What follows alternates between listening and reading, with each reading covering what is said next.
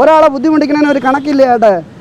നിങ്ങളൊരു പെണ്ണാണ്, ഞാൻ ഒരു ആണായതുകൊണ്ടാണ് നിങ്ങൾ ഇങ്ങനെ പറയുന്നത്. ഈ നാളെ ഒരു കാലത്ത് നിങ്ങൾ അനാവശ്യം പറഞ്ഞെന്ന് പറഞ്ഞാൽ നിങ്ങൾ കേസ് കൊടുക്കില്ല. ഇതിൽ നിർണായകമാകുന്ന ഒന്നാണ് മെമ്മറി കാർഡ്.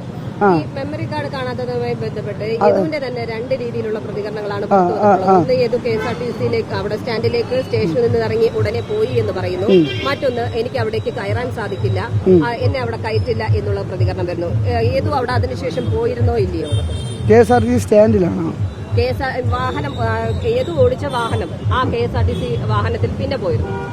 KSRTC വാഹനത്തിൽ പിന്നെ പോയിട്ടില്ല, അതുവഴി പോയെന്നേ ഉള്ളൂ. നമ്മളെ ഡിപ്പോയിൽ പോകണം, സ്റ്റേഷനിൽ നിന്ന് ഇറങ്ങിയേ. യദുവിന്റെ ഭാഗത്ത് നിന്ന് തന്നെ പുറത്തു വന്ന രണ്ട് പ്രതികരണമുണ്ട് ഇതുമായി ബന്ധപ്പെട്ട്. ഒന്നിൽ യദു പറയുന്നു, ഞാൻ ഇവിടെ നിന്നും പോലീസ് സ്റ്റേഷനിൽ നിന്ന് ഇറങ്ങി നേരെ പോയത് അവിടെയാണ്, അതിന്റെ തെളിവ് നശിപ്പിക്കാൻ പാടില്ലല്ലോ, അതുകൊണ്ട് ഞാൻ അവിടെ പോയി മെമ്മറി കാർഡുമായി ബന്ധപ്പെട്ടത് പറയുന്നുണ്ട്.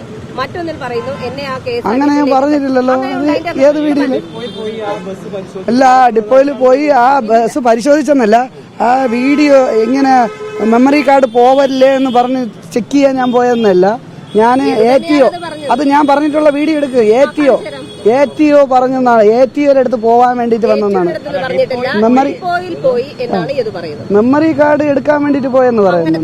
അപ്പൊ ഒന്ന് വീഡിയോ കാണിച്ചു തരൂ, ആ വീഡിയോ ഒന്ന് കാണിച്ചു. കഴിഞ്ഞ ദിവസം ഒരു ചലച്ചിത്ര താരം താങ്കളുടെ ഭാഗത്ത് നിന്ന് മോശം പെരുമാറ്റം ഉണ്ടായെന്ന് പറഞ്ഞു. അവർ പറയുന്നത് താങ്കൾ ചോദിച്ചത് തൃശ്ശൂർ വരെ പോകുന്ന താങ്കൾ എങ്ങനെയാണ്, പക്ഷെ താങ്കൾ വഴിക്കടവ് സർവീസാണ് നടത്തിയിരുന്നത്, അതായത് തൃശ്ശൂർ കടന്നു പോകണം.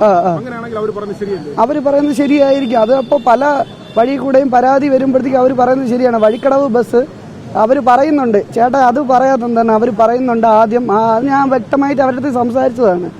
അതിൽ പറയുന്നുണ്ട്, റോക്കി ബായിയെ പോലെ ബസ് നടു റോഡിൽ നിർത്തി ഇറങ്ങി വന്നെന്നാണ്. ബസ് കിടക്കുന്നത് എങ്ങനെയാണ്?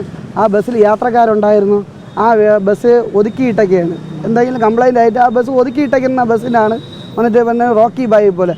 എങ്കിൽ യാത്രക്കാർ അക്ഷമരായിട്ട് ഇരിക്കണമെങ്കിൽ യാത്രക്കാരൊക്കെ പുറത്ത് കാണും, തലകൾ വെളിയിൽ കാണും, അതിൻ്റെ അകത്തൊരു യാത്രക്കാരെയും കാണുന്നില്ല.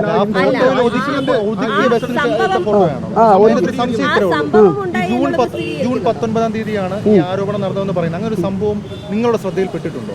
ജൂൺ 19 ഇല്ല. അങ്ങനെ വഴക്കുണ്ടാവണമെങ്കിൽ MVD ഇടപെട്ടിട്ടുണ്ടെങ്കിൽ പോലീസ് വരണം, കേസ് എടുക്കണം, എല്ലാ കാര്യങ്ങളും നടക്കണം. അങ്ങനെ ഒരു ഇത് പരാതി പറയുന്നത് ഇവർ പറയുന്നതേ ഉള്ളൂ. എനിക്ക് ഓർമ്മയിലില്ല. ഇനി ഞാൻ ഡിപ്പോയിൽ പോകണം, ഡിപ്പോയിൽ പോയി എനിക്ക് എന്തായാലും അതിൻ്റെ ഡീറ്റെയിൽ എനിക്ക് ശരിയാവണം. അപ്പം ഞാൻ ഡിപ്പോയിൽ പോയി ചോദിക്കണം. ഇല്ല, വഴക്കുണ്ടെങ്കിൽ ഞാൻ ശ്രദ്ധയിൽപ്പെടണമായിരുന്നു. അത്രയും മാത്രം വഴക്കും പോലീസും MVD ഒക്കെ ഇടപെട്ട കേസാണെങ്കിൽ എനിക്ക് അത് ഉറപ്പ് വരണം. പുറത്ത് അങ്ങനെ നിങ്ങൾ എന്താണ് ഉദ്ദേശിക്കുന്നതെന്ന് എനിക്ക് മനസ്സിലായില്ല.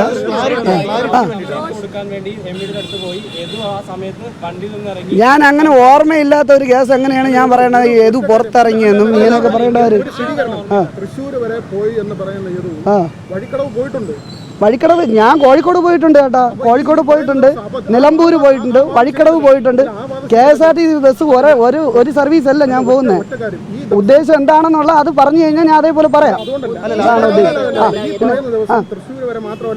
ഒരാളെ ഇറിറ്റേറ്റ് ചെയ്യണതിന് ഒരു ബുദ്ധിമുട്ടാണ്. ഇറിറ്റേറ്റ് ചെയ്തുകൊണ്ടിരിക്കുകയാണ് ചേട്ടാ, ഇറിറ്റേറ്റ് ചെയ്തുകൊണ്ടിരിക്കുകയാണ്. അതുകൊണ്ടാണ് ഞാൻ കേസ് ഫയൽ ചെയ്തത്. ഞാൻ കൂടുതൽ ഇങ്ങനെ സംസാരിക്കില്ലെന്ന് പറഞ്ഞ അതാണ് വക്കീൽ പറയുന്നത്. ചേട്ടാ ഉദ്ദേശിക്കുന്ന എന്താണെന്ന് പറഞ്ഞു തന്നെ ഞാൻ അതേപോലെ പറയാം.